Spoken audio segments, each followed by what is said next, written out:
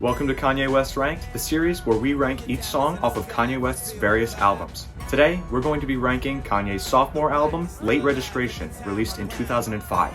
Now before we begin, I'd like to go over a few rules. I'm going to be ranking on a 10-point scale. I won't be considering any short interludes or skits, as well as any tracks that don't feature Kanye himself on them. And as always, please understand that this is my opinion. So let's get started.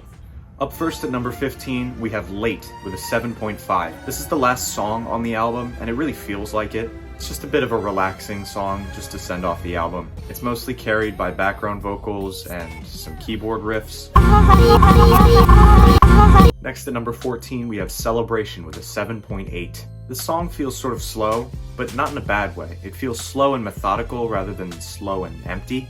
It's not super lyrical, but it is kind of funny. It's a relaxing and uplifting track, which is surprisingly hard to come by on this album. Next at number 13, we have Bring Me Down with an 8.0.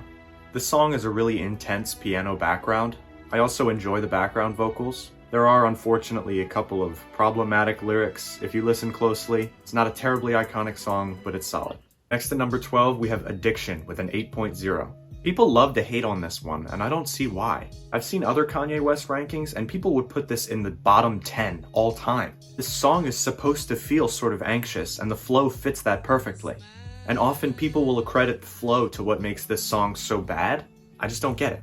The layering of the different parts of this track make it really stand out, and the sort of dark and mysterious tone that the sample uses really solidifies this song. Of course, the subject matter of the song isn't a very uplifting one, so it's not one that you want to sit down and listen to if you want to cheer up or anything, but it's still a very solid song.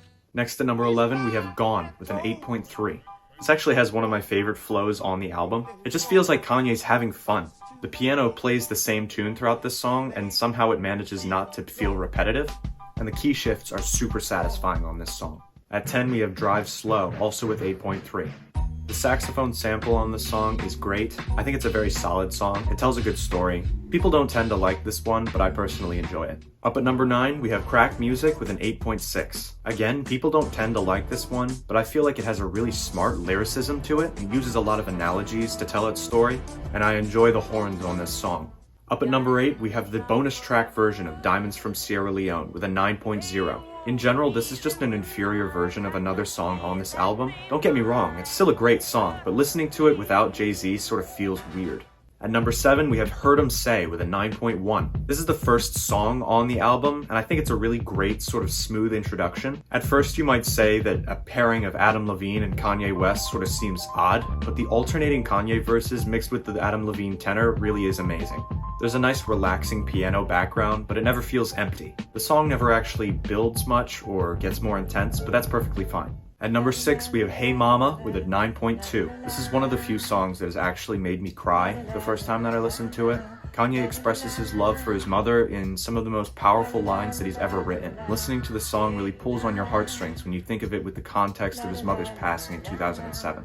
At number 5, we have Roses with a 9.3. Just like the last installment on this list, this one really hits you in your feels. We all love our grandmas, and it's really hard to hear Kanye talk about the death of his. There's a really interesting political commentary on the medical system in the United States, and just from a musical standpoint, the sample and background vocals blend together perfectly. Maybe it's not something to listen to when you're like working out or something, but it tells a really powerful story. At number 4, we have We Major with a 9.4. This is just a great song, it puts you in a great mood. There are parts, especially towards the end, that sort of feel a little bit empty, but it is a great sing-along and the track makes up for it. At the number 3 spot, we have Gold Digger with a 9.5.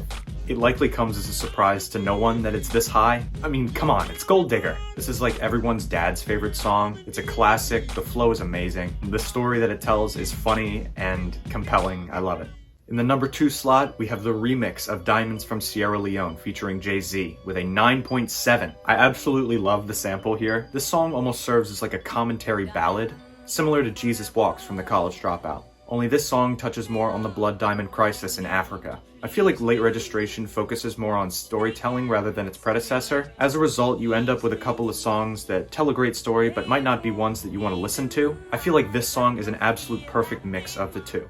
Now before the number 1 slot, I'd like to touch on a couple of honorable mentions. First of all was My Way Home, which is a song that I wasn't going to rank because it didn't feature Kanye himself on it. It's only a minute and a half long, and the track is great, but it just feels like such a tease. If that song was full length, it would definitely be high on this list. I would also like to mention that skit number 4 is objectively better than all of Drake's discography.